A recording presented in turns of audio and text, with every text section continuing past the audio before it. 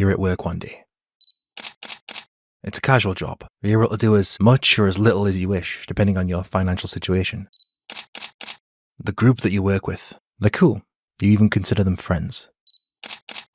But something has been off recently. Some of your group has been going missing.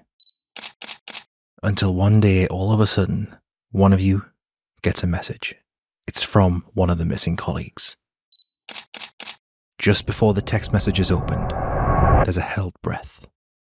The world pauses for just a second. The wind stops, and you can't move. You have no idea what you're about to do, about to discover, will rock the very foundations of your world, your community, and life as you know it. This is the story of the Ibadan Forest, also known as the Forest of Horrors.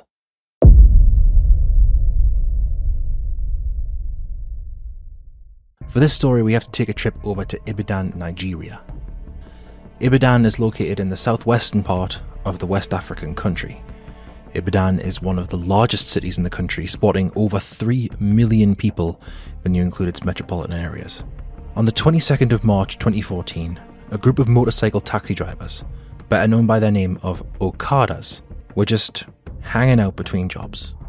These Okadas are a fairly tight-knit community of young men, so when some of their friends began going missing, they immediately noticed. Out of nowhere, one of their fellow riders, whom all of them had noted as the third of their group to disappear, suddenly sent them some texts, and he was in dire need of immediate help. The missing men had been reported to the police in the past, and, yet again, you reported.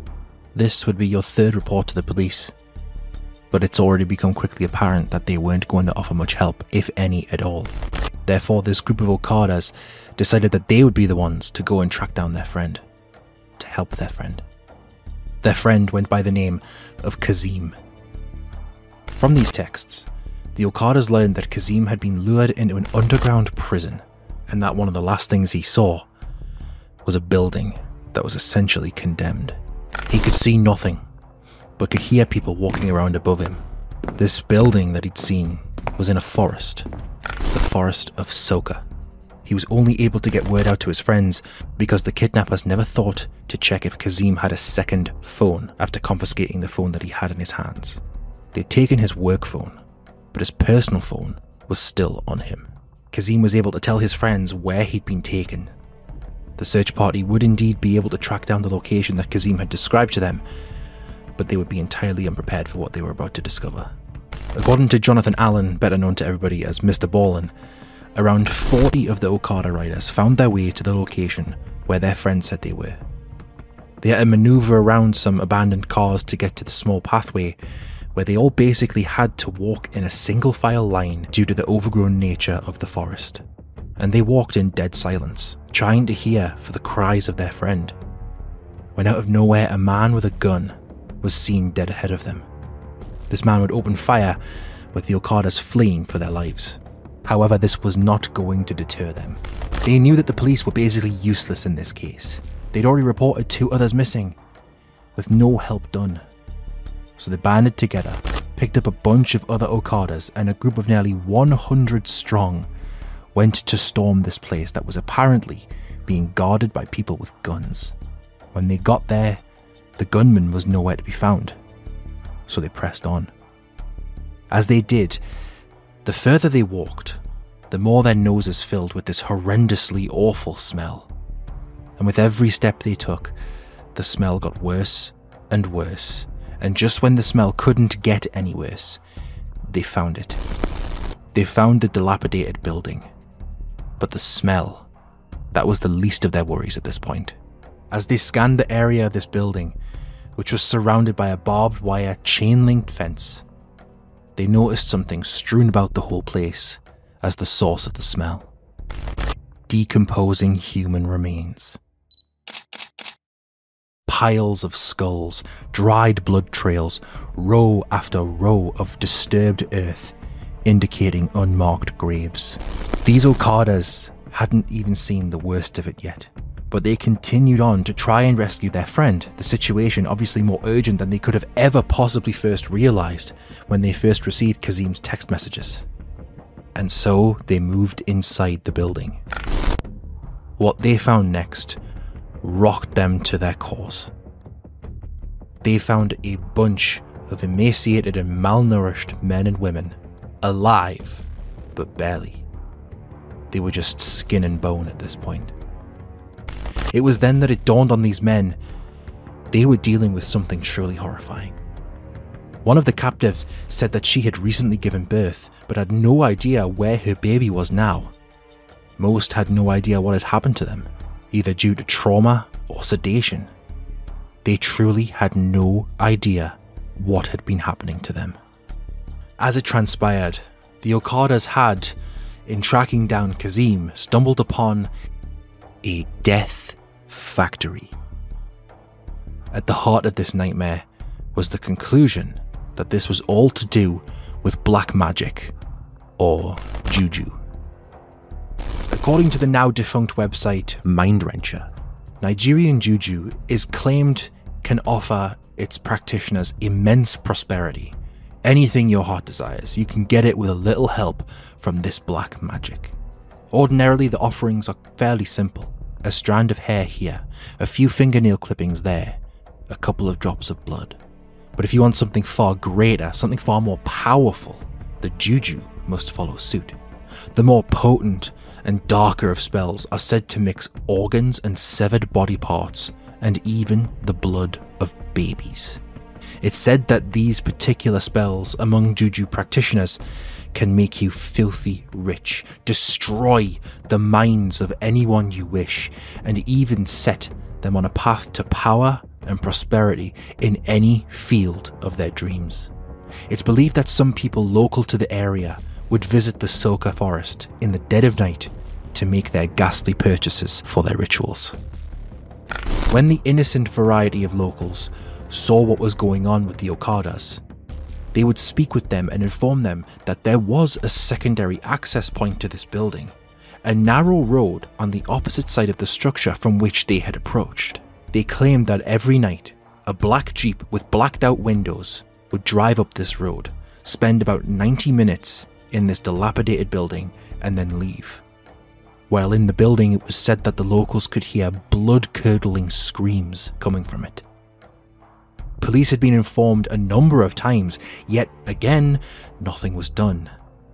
The locals also saying that this car had been making these daily trips for years by this point. The Okadas, after coming across these prisoners though, began freeing them, with at least one of them alerting the authorities to what they had found, and for once they would come right away.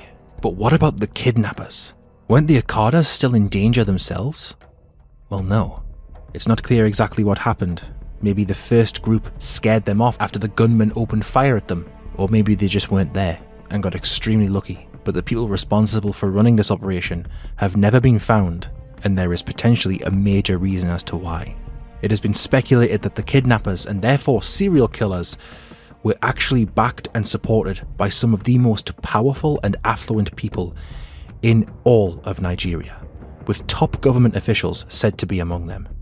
However, with there being no perpetrators ever found in this case, there has never been any form of concrete evidence that people in the Nigerian government did take part in this horrific form of juju. What is theorized would happen was that the juju herbalist who was running this show would have people kidnapped and held prisoner. A customer would approach him and ask for a potion or a spell to achieve something. The herbalist would tell them what kind of spell this would require, and as such, would have to require that thing that was necessary for it to become true. If the customer said yes, that's completely fine, the herbalist would go back to the building in the Soka forest, and with the help of his guards, would pick someone who best fit what he needed. Maybe a large amount of blood, maybe a specific body part of a certain size. It could have been anything. They would select the person who best fit this need, and in full view of all of the other kidnapping victims, would cut, hack, and maim the chosen one until they had got what they needed. Depending on the severity of what had just happened to that unlucky person, they would either be patched up and chained back up with everybody else in the room, or they would be taken into the back room and disposed of. In that room, when the Okadas stormed the place, two things were found. a makeshift guillotine, and a large, live crocodile. The sheer amount of people that are potentially gone with no traces left as a result of that back room is yet another horrifying thought. People of the area have been disappearing at an alarming rate, and it's not widely known why these people weren't searched for by the authorities. But it's a lot of people that went missing. I mean, there were tons of remains of the dead just left in the area, along with countless pairs of shoes and so many items of clothing. So why did this never get looked into properly? According to some of the youth in the area, they had made reports to the Oyo State Police about kidnappings in the area, and the command of the police simply refused to investigate the forest. Of the people freed from the building by the Osakas, of which there were 23 survivors, a few of them made a huge claim. According to them, the kidnappers were able to lure their would-be victims to the forest by claiming to be officials from the Urban Renewal Project, which was in coordination with the Oyo State government.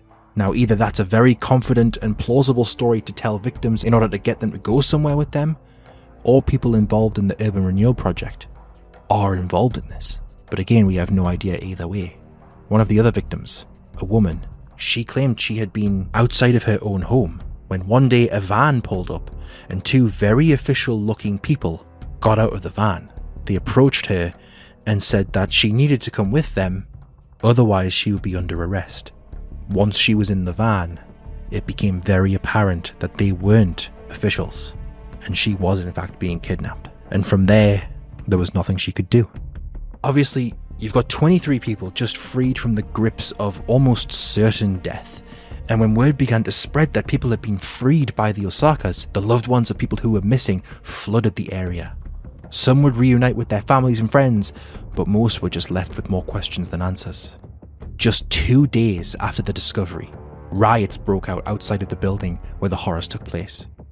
One of the rioters was quoted as saying, "We want to rescue our people who are still underground and crying for help. But the police are saying no, and we are angry." Yes, 2 days after the discovery of the building and the 23 people that were still alive, the people that were housed underground, that people could genuinely hear crying out for help, were still down there, with the Osakas, the public, and even the police having no idea how to access them. And among the missing was Kazim. People were pleading with the police to start digging up the area. They knew Kazim was still down there somewhere with other people. So the police brought in some excavation vehicles and did not begin digging. Instead, they decided to just demolish the building that the 23 kidnapping victims had been housed in. Once the building was gone, and despite the pleas from the hundreds of locals, the police did nothing more and just left. The locals and the Okadas would then take up this mantle themselves, digging frantically anywhere and everywhere in the area to try and find and free their family members and friends. It was reported by The Nation, which is a Nigerian news site, on the 29th of March 2014 that Kazim was still sending the occasional message from his phone to his friends. But after that, I can't find anything else on him or his fellow victims. As of now, we can only conclude that these prisoners were never found. Kazim was never found.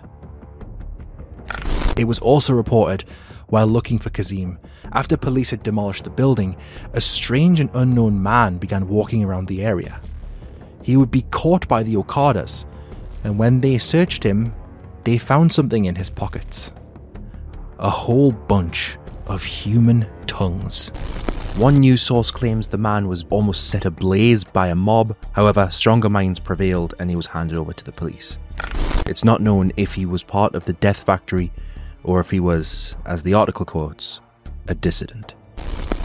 In the years after this, the land was reclaimed by the government and a school was developed there named the Oyo State Comprehensive Model College. I don't know about you, but building a school on a site where so much murder took place, with the number of victims potentially being in the hundreds, seems like it's tempting fate to me. I'm not particularly a believer in the occult, the demonic, or the paranormal. However, I'm open to the possibility. I guess you could call me agnostic in a way on that one. But this happened in one of the biggest cities, in one of the more powerful of African nations. I dread to think what goes on in cities that are much bigger than Ibadan, and I dread to think about what could potentially be going on in the tinier towns and villages. As we've seen from this case, the police do absolutely sweet fuck all, and then you have the government, who could very well be complicit in this crazy and inhumane black market of black magic and juju. And unfortunately, as far as my research goes, that's all I can find on this. So that was the story of the Ibadan Forest of Horrors. Thank you for watching. I'll see you in the next one.